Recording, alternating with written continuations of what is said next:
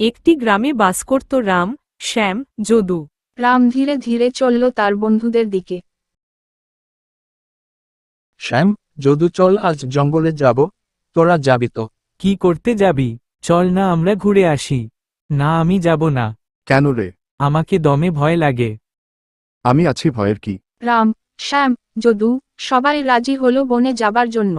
তারা ধীরে ধীরে গভীর বনের দিকে যায়। যাতে যাতে কয়েক দূরেই যদু দেখতে পায় একটি গাছের ডালে একটি ভূত বসে আছে।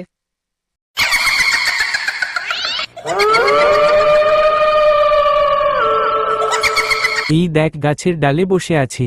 হ্যাঁ রে, দেখতে পেয়েছি। চ চ চ পালারে পালারে। ভয় কিসের, আমি আছি তো। আমি একটা এমন মন্ত্র বলবো, ভূত এমনিতেই পালিয়ে যাবে। লে লে মন্ত্রটা বল জলদি করে, না হলে আমরা কে ধরবে? আমাকেও ভয় লাগছে।